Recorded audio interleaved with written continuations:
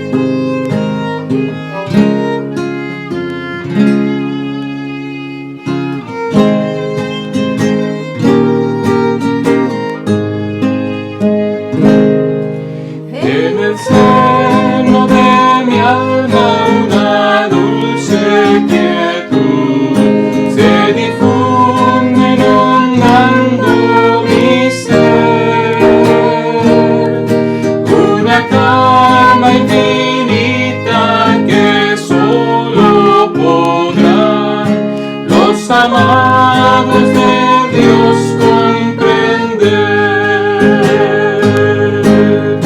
Paz, paz, cuán dulce paz es aquella que el Padre me da. Yo le ruego que inunde por siempre mi ser. Sus ondas de amor celestial. Qué tesoro yo tengo en la paz que me dio, y en el fondo del alma de estar tan segura que nadie quitarla podrá. Miro los años pasar. Paz, paz, cuán dulce paz es aquella que el Padre me da. Yo le ruego que inunde por siempre mi ser. En sus ondas de amor celestial, sin cesar yo medito en aquella ciudad, don autor de la paz se debe, y en que el himno más dulce que habré de cantar, de su paz nada más ha de ser. Paz, paz, cuán dulce paz es aquella que el Padre me da. Yo le ruego que inunde por siempre mi ser. En sus ondas de amor celestial, alma triste que en rudo conflicto te ves, sola y débil tu senda al seguir. Haz de Cristo tu amigo, pues fiel siempre es, y su paz te podrás recibir. Paz, paz, cuán dulce paz es aquella que el Padre me da.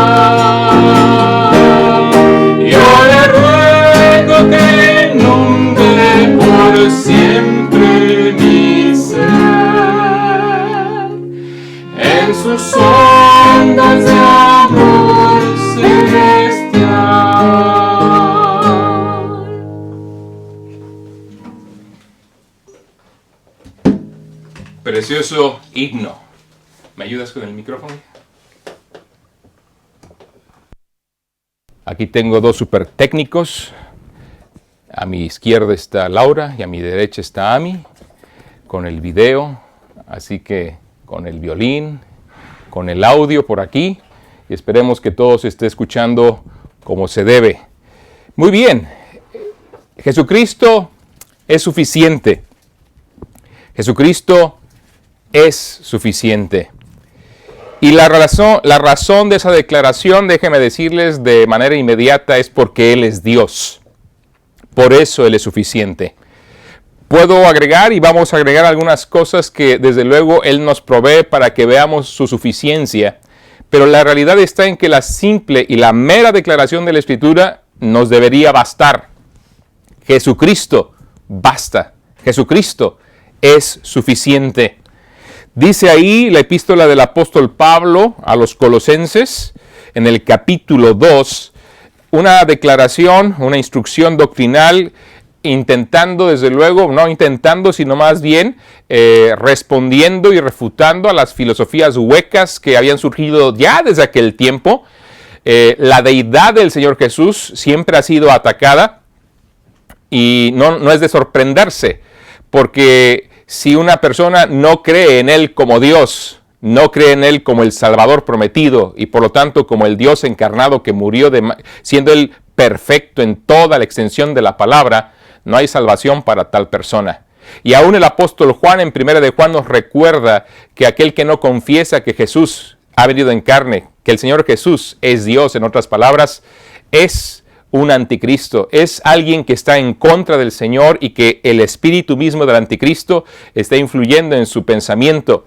Ahora, diciendo todo esto, es imperativo para nosotros en tiempos como el que vivimos, convulsos, en tiempos donde se sigue atacando la sana doctrina, donde tristemente se está alejando, apartando aún la iglesia de la enseñanza bíblica, que recordemos estas verdades fundamentales. Y Pablo desde aquel tiempo estaba atacándolo. Y quiero recordarles también a quienes nos escuchan el día de hoy, por eso es importante también que estemos conscientes de las diferentes versiones de la Biblia que han salido de manera en las últimas décadas, sobre todo aquellas que pretendiendo ser modernas y traer un vocabulario actualizado, han surgido justamente de unos manuscritos que son corruptos y que niegan y que procuran poner en duda la deidad del Señor Jesús. No voy a dar detalles, ahora será cuestión de otro estudio, pero les animo a tener cuidado, sobre todo con aquellas versiones muy recientes que quitan porciones completas de la Escritura donde claramente se declara esta verdad de que Jesús es Dios, es parte de la Trinidad, del Dios Trino. Colosenses capítulo 2, versículo 8 dice: mirad que nadie os engañe por medio de filosofías y huecas sutilezas, según las tradiciones de los hombres, conforme a los rudimentos del mundo, y no según Cristo. Porque en Él, en Cristo, habita corporalmente toda la plenitud de la deidad. Y déjenme subrayarlo. Jesucristo es Dios. Y Pablo nos enseña con toda determinación: en Él, en Cristo, habita corporalmente toda la plenitud de la deidad. Y esa es la principal razón por la cual declaramos hoy como Pablo: y vosotros estáis completos en Él, que es la cabeza de todo principado y potestad. Y vosotros estáis completos en Él. Y vosotros estáis completos en Él. Jesucristo basta, Jesucristo es suficiente, Jesucristo es suficiente en toda la extensión de la palabra, porque Él es el Dios encarnado que vino a este mundo para entregarse a favor nuestro, morir en la cruz llevando nuestros propios pecados en su cuerpo, derramando su sangre de manera voluntaria, y luego, después de ser sepultado y estar en la tumba 3 días, volvió a tomar la vida como Él mismo lo advirtió y se los instruyó a los apóstoles: nadie me quita la vida. tengo poder para ponerla y tengo poder para volverla a tomar. Este mandamiento recibí de mi Padre. Y dice Pablo en Romanos capítulo 4, que Él fue declarado Hijo de Dios con poder por medio de la resurrección de entre los muertos. Capítulo 1 nos lo está diciendo desde el mero inicio el apóstol Pablo. Y eso de que fue declarado Hijo de Dios, no es que fue declarado un Dios de segunda categoría.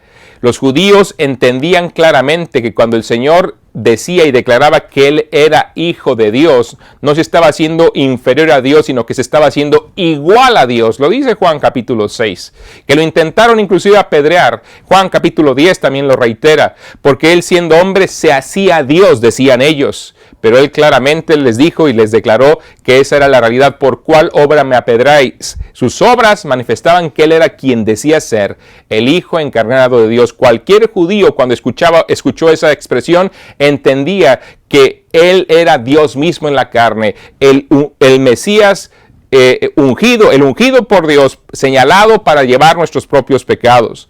Ahora, la suficiencia de Dios podríamos declararla simplemente. Podríamos decir, como he declarado ya, la identidad de Jesús como Dios, su propia naturaleza. El hecho de que las cosas que hizo demostraron ser quien dijo ser, y sobre todo la resurrección de entre los muertos, como ya en tiempos pasados hemos hablado de muchas de las evidencias de la resurrección y que en algún momento la retomaremos porque hay muchas más. Pero déjenme decirles esto. Tal vez puede sonar como algo simple y sencillamente abstracto, o un tanto simplemente decir cosas. Pero déjame decirte cómo es que Dios, en la persona de Jesucristo, siendo Jesucristo Dios en la carne, manifiesta su suficiencia y su suficiencia para todos nosotros y nos completa a todos los que hemos confiado en Él como nuestro Salvador. Y hay que reconocer este hecho. Estamos completos en Él porque hicimos de Él a nuestro Salvador. Él vino a salvarnos, pero Él nos salva a aquel que no le reconoce como tal, aquel que no ve su propia bancarrota espiritual, aquel que no reconoce que ha fallado, no viviendo conforme a la ley de Dios, sino que una y otra vez la hemos quebrantado y por lo tanto nos hemos hecho merecedores de la condenación, de la maldición de la ley, que es la condenación eterna, el infierno, sí, la muerte eterna, la muerte segunda, como la Biblia también le llama en estas diferentes formas. Y cuando la persona reconoce esta realidad, ve en Cristo la persona que vino a tomar mis culpas, que vino a pagar mi deuda con su propia vida y abraza por medio de la fe el sacrificio de Cristo haciéndolo nuestro, reconociéndolo como el único suficiente para salvarnos, creyendo no solamente en su muerte, sino en su resurrección, que es la que garantiza y que declara justamente que Él es quien dijo ser el Hijo de Dios encarnado. En ese instante, esa persona tiene entrada a la familia de Dios. En ese momento, esa persona recibe el perdón y la salvación que Dios promete. No lo prometo yo, no lo promete ninguna iglesia, no importa la denominación que ésta tenga, tiene la potestad para dar perdón y salvación a ningún ser humano, porque ninguna iglesia murió por nosotros como Jesucristo hizo. Por lo tanto, como dice el Señor mismo, yo soy el camino y la verdad y la vida. Nadie viene al Padre sino por mí. Jesucristo dijo esas palabras porque Él es el camino, la verdad y la vida. Porque Él es quien murió en la cruz, quien llevó nuestros pecados en su cuerpo, quien fue sepultado y se levantó victorioso de la tumba al tercer día. Nadie, ninguna otra persona, ni ninguna otra institución, ninguna institución humana o aún de ningún otro tipo ha llegado a hacer eso por nosotros. Cuando una persona, pues, es salva, cuando una persona recibe el perdón y la salvación, y a lo mejor cuando digo estas palabras muchas personas dirán, ¡qué arrogancia! ¿Quién puede saber si será salvo sino hasta que muera? Te digo una cosa, si tú eres de los que piensan eso, te equivocas. Porque la Escritura nos muestra claramente que hoy tú puedes saber que irás al cielo cuando mueras hoy. Hoy tú puedes ser perdonado y salvado de manera total y absoluta delante del Señor, si haces exactamente lo que te he dicho anteriormente. Pero ¿cómo puedo estar tan seguro? Bueno, por lo que la Biblia dice. por las promesas mismas de Cristo. Y déjame nada más leer un pasaje antes de entrar en materia en torno a la suficiencia de Cristo para nuestras vidas. En Él estamos completos. En la primera carta de Juan, el capítulo 5, el apóstol Juan dice lo siguiente, en el versículo 9. Si recibimos el testimonio de los hombres, mayor es el testimonio de Dios, porque este es el testimonio con que Dios ha testificado acerca de su Hijo. El que cree en el Hijo de Dios tiene el testimonio en sí mismo. El que no cree a Dios le ha hecho mentiroso porque no ha creído en el testimonio que Dios ha dado acerca de su Hijo. ¿Cuál es este testimonio? Dice el versículo 11. Y este es el testimonio que Dios nos ha dado. Noten la conjugación del verbo. Nos ha dado, no dice nos dará, no dice tal vez recibiremos, dice nos ha dado vida eterna y esta vida está en su Hijo. El que tiene al Hijo, tiene la vida. El que no tiene al Hijo de Dios, no tiene la vida. Estas cosas os he escrito a vosotros que creéis en el nombre del Hijo de Dios, para que sepáis que tenéis vida eterna y para que creáis en el nombre del Hijo de Dios. Ahora, la Biblia ahí es muy clara y contundente. El que tiene al Hijo tiene la vida. Estas cosas se las he escrito a ustedes, dicho de manera castellana latinoamericana. Si hablamos el castellano ibérico, diría como dice la Escritura, estas cosas os he dicho a vosotros, os he escrito a vosotros que creéis en el nombre del Hijo de Dios para que sepáis que tenéis vida eterna. Dios quiere que sepas. Tú puedes saberlo. Tú puedes estar seguro de tener el perdón y la salvación si de verdad le has confiado tu destino eterno a Cristo. Porque aquí no se trata de decir, bueno, es que yo siempre he creído. Y a lo mejor cuando te pregunto, bueno, si murieras hoy, ¿a dónde irías? Y tú dices, pues no lo sé. Es porque realmente no has creído. Tienes un conocimiento de Jesucristo y aceptas ese hecho. Y a eso te refieres como he creído. Pero nunca has experimentado un arrepentimiento profundo, reconociéndote pecador, y no solamente pecador, sino condenado al infierno, y buscando el perdón y la salvación de tu alma en Cristo, no por lo que hagas, sino por lo que Cristo hizo por ti en la cruz y la resurrección de entre los muertos. Y cuando una persona de verdad llega a ese punto de quebrantamiento espiritual, de bancarrota espiritual, donde reconoce que no existe ningún otro medio y le pide perdón a Cristo, Dios dice en su palabra que entonces tú debes de saber que tienes vida eterna porque has confiado en Jesucristo. Ese es el punto medular. Y cuando una persona experimenta el nuevo nacimiento, cuando una persona recibe a Cristo en su corazón, en su vida, por medio de la fe, y le reconoce como Salvador, en ese instante la suficiencia de Dios, la presencia preciosa del Señor llega a completar, a ser íntegro a aquella persona que le ha confiado por medio de la fe su destino eterno a Jesucristo. Ahora, ¿qué elementos nos da el Señor qué recursos pues nos da Dios para completarnos?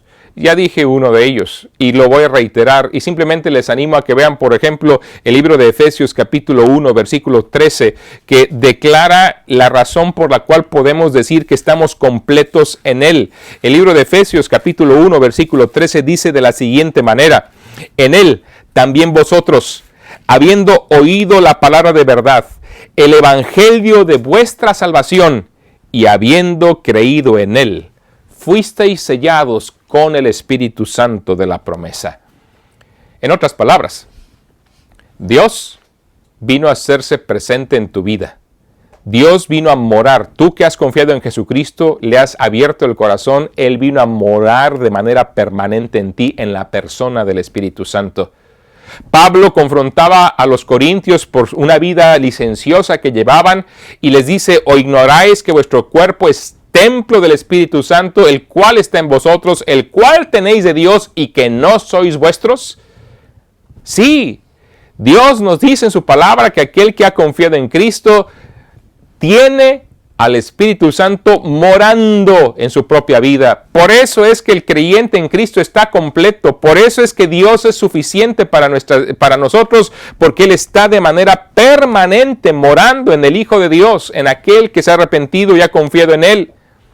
Y por eso esas depresiones, esas luchas, esas tristezas, esas iras incontroladas, esas actitudes totalmente carnales, la verdad, pueden ser gobernadas y controladas por el poder de Dios que mora en nosotros, en el Espíritu Santo, cuando el creyente se entrega a esa tutela del Espíritu Santo, cuando permite que el Señor gobierne a través del Espíritu Santo con su palabra. Cristo había prometido que enviara el Espíritu Santo. En Juan capítulo 14 le dice a los apóstoles, después de haberles dicho, no se turbe vuestro corazón, creéis en Dios, creed también en mí. En la casa de mi Padre muchas moradas hay, voy pues a preparar lugar para vosotros, y si me fuere y os prepararé el lugar, vendré otra vez y os tomaré a mí mismo. Pero esa declaración de Cristo de que se iría generó cierta conmoción en los apóstoles, y más adelante, ahí por el versículo 16, Cristo les promete que les enviaría otro consolador. Es más, está diciendo concretamente, les está diciendo a los apóstoles, os conviene que me vaya, porque si me fuere, el Padre enviará, yo os enviaré del Padre otro consolador, el Espíritu Santo, el cual morará y está en vosotros, les dice a los apóstoles. Y Él ahí nos enseña que Él nos ayudaría a recordarnos las cosas, a ellos en particular. Él estaría ahí para glorificar al Señor, para guiarles y para también recordarles todas las cosas que el Señor les había enseñado. Y el Espíritu Santo es quien redarguye al creyente cuando vive mal, cuando hace las cosas fuera del orden del Señor, y está redarguyéndonos con la palabra de Dios. Y hay que recordar esto, no es un sentimiento o una sensación que de repente ocurre, sino que Dios utiliza el Espíritu Santo, el que inspiró este santo libro, utiliza su palabra para redarguir nuestro corazón, para llegar a nuestra conciencia y para hacernos ver que cuando estamos viviendo mal, estamos desagradándole, causando desde luego tristeza al Señor y también haciendo menguar el poder del Espíritu Santo en nuestras propias vidas. Pero la realidad está en que es uno de los recursos más formidables que tenemos. Porque mira, cuando Dios nos desafía a vivir la vida cristiana, de repente podremos ver la vida cristiana como algo imposible para el ser humano. Y déjame decirte una cosa, en la carne sí es imposible. El hombre no puede vivir como cristiano a menos que Cristo viva en nosotros, porque por cierto, el término cristiano lo que quiere decir es eso, un pequeño Cristo o un imitador de Cristo, alguien que está procurando vivir como Cristo vivió. Y no nos referimos a andar con túnicas, con barbas largas o cabello un poquito más largo del que acostumbramos. No nos referimos a andar con sandalias y despojarnos de toda propiedad y de toda situación y andar en la calle enseñando todo el tiempo, aunque no estaría mal estar en la calle también predicando el Evangelio. Pero no nos referimos a eso que muchas personas pueden interpretar que es vivir como en el tiempo en el cual el Señor vivió. No, se refiere concretamente a vivir de acuerdo y en conformidad al carácter de Cristo. Carácter que no podemos producir nosotros mismos. Carácter que no nos surge a nosotros de simplemente esforzarnos y procurar portarnos bien y tener de verdad una fuerza de voluntad que nos mueva a hacer lo que es correcto siempre. La realidad está en que aunque nos esforcemos y por algún tiempo logremos exteriormente manifestar cierto comportamiento adecuado, la necesidad principal es que esa vida se produzca desde adentro. Y no que sea una mera careta, no que sea una mera, pues algo externo. Les decía a los jóvenes el día de ayer, una mera reforma. Cuando reformas una casa, ¿verdad? No tumbas los cimientos, sino que tomas lo que está bien de la casa, que normalmente lo estructural, y de ahí haces adecuaciones. No vuelves a hacer la casa, pero en la regeneración, Dios hace todo nuevo desde adentro. Y por eso podemos vivir diferente. Y por eso Jesucristo es suficiente. Porque Dios no solamente dio órdenes, no solamente dijo vivan así, sino que nos capacitó, no solamente dándonos un poder, porque no es la idea de que Él nos diera un poder. ¿Sabes cuál es la idea? Que Él mismo vino a morar en nosotros. Que Él mismo vino a estar en nuestra vida para que nos capacitara a vivir su vida. La vida que el creyente vive debe ser la vida de Cristo. Y no hay mejor forma de vivir la vida de Cristo que dejando que Cristo sea nuestra vida en nosotros. Esa es la realidad. Y por eso en la persona del Espíritu Santo, el gran recurso de Dios inicial es posible. Dios lo ha prometido. Dios nos lo ha dicho en su palabra. La persona que ha creído en el Evangelio, la persona que ha escuchado, que ha creído, ahora ha sido sellada, ha sido marcada, ha sido hecha morada permanente de la persona divina del Espíritu Santo. Pero Dios es suficiente no solamente porque nos da el Espíritu. Dios es suficiente porque nos da su palabra. Dios es suficiente en nuestras vidas porque nos ha dado su palabra, inspirando el Espíritu Santo a hombres de Dios. Trajo este libro a la existencia para poder guiarnos con el Espíritu Santo y con la Biblia. Porque tengo que decirles una cosa, Dios no usa su Espíritu para guiarnos por impulsos, no por sensaciones. Él toma su palabra y Él nos redarguye con ella, con la persona y la obra del Espíritu Santo, tomando la palabra de Dios. La palabra de Dios es completamente capaz de darnos sabiduría, de transformarnos y de ayudarnos en todo sentido. ¿Qué está pasando? Porque entonces, vamos en ese sentido. La Biblia nos da esa instrucción. Déjenme decirles y mostrarles algunos pasajes que nos muestran esa eficacia de la Escritura. Uno de los más conocidos es el libro de Hebreos, el capítulo 4, el versículo 12, donde el autor de Hebreos nos dice de una manera contundente. Se los leo para no citarlo mal. Porque la palabra de Dios es viva y eficaz y más cortante que toda espada de dos filos, y penetra hasta partir el alma y el espíritu, las coyunturas y los tuétanos, y discierne los pensamientos y las intenciones del corazón. ¿Sabes? Mucha gente rechaza la Biblia por el poder que ésta tiene. No quieren verse expuestos, no quieren ver que sus motivaciones, que sus malas intenciones, que su conciencia corrompida es puesta en evidencia por la palabra del Señor. Ya Cristo confrontaba a la gente que no creía en Él, que no querían acercarse a Él, que es la luz. ¿Por qué dice ahí en Juan, en los primeros capítulos? Porque sus obras eran malas. Y al acercarse a la luz, las obras malas quedarían expuestas, quedarían en evidencia. Y esa es la principal razón por la que el ser humano no creyente, el ser humano alejado de Dios, no quiere acercarse a Dios, ni siquiera quiere llegar de verdad a hacer un estudio sincero de la palabra de Dios. ¿Por qué? Porque esta misma saca a la luz su realidad. No es que no tenga evidencias, no es que no haya razones para creer en Dios, no es que no existan, ¿verdad?, cuestiones lógicas que nos permitan reconocer su existencia y por lo tanto adorarle. Es que simple y sencillamente hay estilos de vida que no queremos abandonar, no queremos dejar estas tendencias pecaminosas para poder seguir al Señor, y cuando nos acercamos a su palabra, la palabra nos señala en esas situaciones. Y por eso inclusive, decía, la Biblia ha sido atacada de muchas formas, y por eso aún en nuestros tiempos hay gente que intenta modificarla para hacerla conveniente a sus creencias. En lugar de ajustarse a la Biblia, buscan ajustar la Biblia a su vida. Así no funciona. Así no funcionan las cosas, así no hay transformación, así no sentirás nunca, estarás completo en tu vida, porque estarás siempre buscando acomodar las cosas a tu conveniencia, y la realidad está en que somos muy cambiantes, y la realidad está en que Dios por eso nos dejó algo que no cambia. ¿Sabías que este libro ha sido el más atacado en la historia? Y aún a pesar de que ha sido el más atacado, es el más leído, es el de mayor circulación a nivel mundial. Es el que más impacto ha tenido en millones de vidas y en sociedades enteras.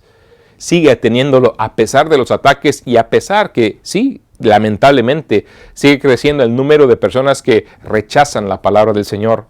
Pero Dios en su palabra nos recuerda estas cosas y nos la deja como algo para que nosotros tengamos total confianza. Cristo dijo, el cielo y la tierra pasarán, pero mis palabras no pasarán. No importa lo que el hombre haga, No importa lo que el hombre crea, no importa lo que el hombre estime en su propia vida, valore o menosprecie, la realidad está en que la palabra de Dios permanecerá para siempre, porque serán abiertos los libros, la palabra de Dios, y el hombre será juzgado, será puesto en evidencia en conformidad a lo que los libros, la palabra de Dios, señala. Y aquí la Biblia señala que la única forma que el ser humano puede llegar perdonado a Dios es a través de la obra redentora de Jesucristo, por medio de la fe, un corazón arrepentido que le crea al Señor. La Biblia es suficiente, es eficaz, es poderosa para transformar al ser humano, para transformar al creyente en Cristo Jesús. Nos da esperanza. Es la palabra de Dios la que nos da esperanza hoy en un mundo tan atribulado, hoy en tiempos que la realidad está en que tenemos gran incertidumbre por las situaciones económicas de salud que vivimos a nivel global.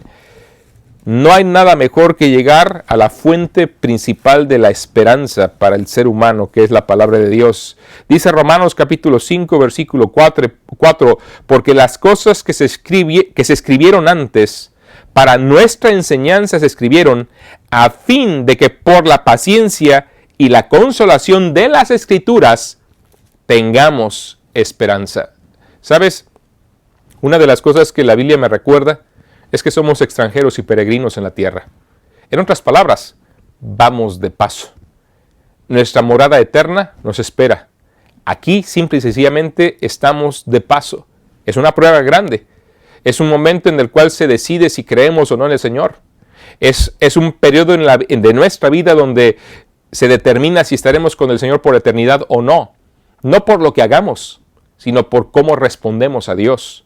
Si arrepentidos abrazamos las promesas que nos da de la salvación y perdón en Cristo Jesús, o si obstinados y orgullosos cerramos el corazón y nos alejamos a Él queriendo vivir la vida a nuestra manera y por lo tanto con sus propias consecuencias.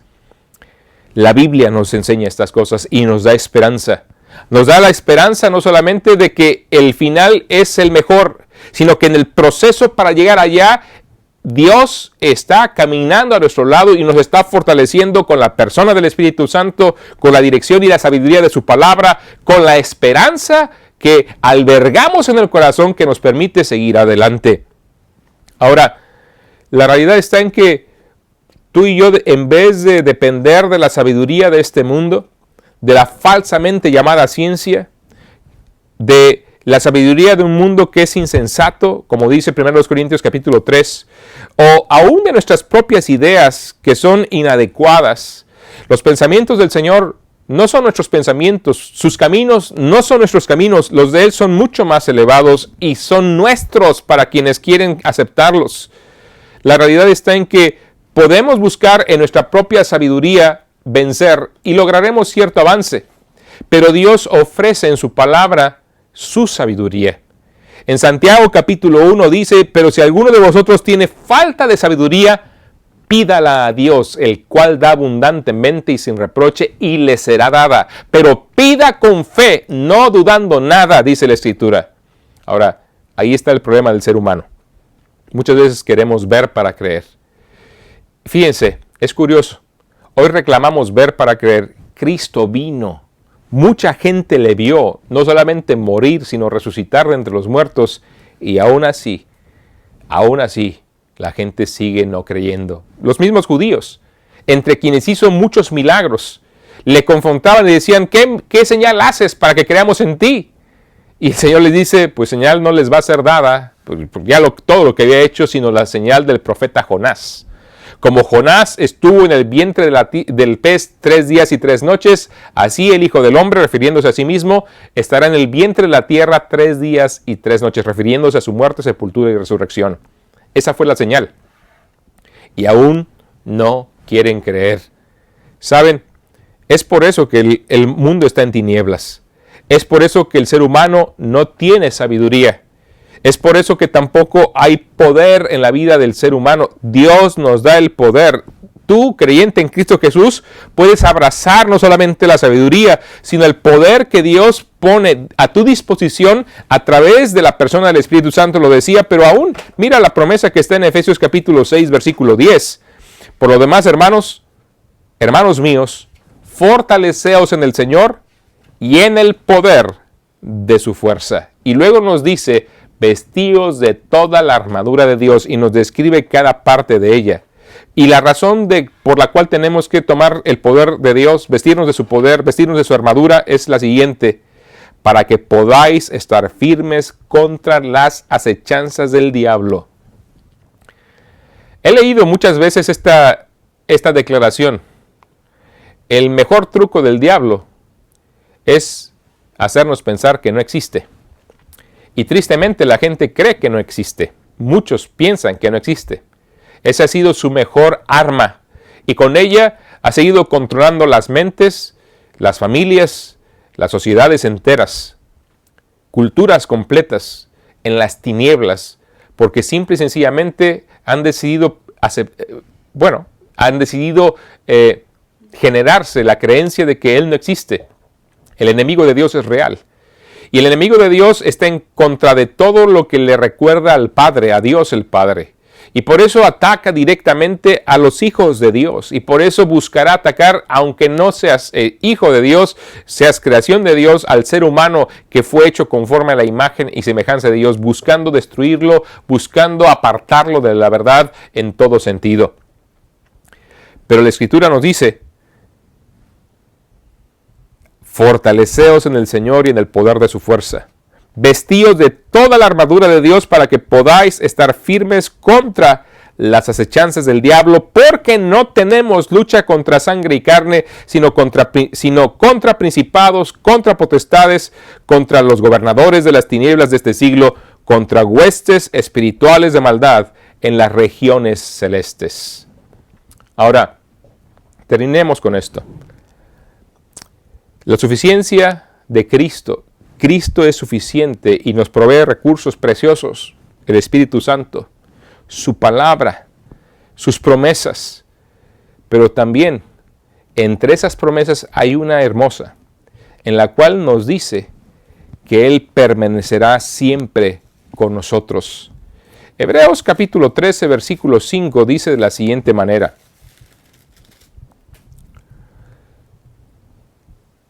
sean vuestras costumbres sin avaricia, contentos con lo que tenéis ahora, porque Él dijo: no te desampararé, ni te dejaré.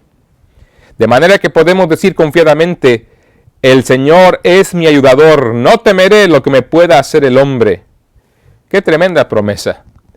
Cristo dijo que no nos dejaría, Cristo dijo que no nos desampararía. Jesucristo prometió que Él nos cuidaría, que Él nos sostendría. ¿Recuerdan lo que dijo el Señor en Juan capítulo 10? Mis ovejas oyen mi voz, y yo las conozco y me siguen. Y yo les doy vida eterna, y no perecerán jamás, ni nadie las arrebatará de mi mano. Mi Padre que me las dio es mayor que todos, y nadie las puede arrebatar de la mano de mi Padre. Yo y el Padre, uno somos. Qué tremenda promesa de su presencia y de su protección en nuestras vidas. Jesús es y siempre será nuestro defensor. En 1 de Juan capítulo 2 dice que si alguno hubiere pecado, abogado tenemos para con el Padre a Jesucristo, nuestro Señor. Jesucristo el justo. Sí, los que hemos confiado en Él tenemos alguien quien intercede por nosotros. Y ese es Jesucristo. Él intercede incesantemente ante Dios el Padre en defensa nuestra. Una y otra vez lo dice. Hebreos capítulo 7, versículo 25 es un ejemplo de ellos.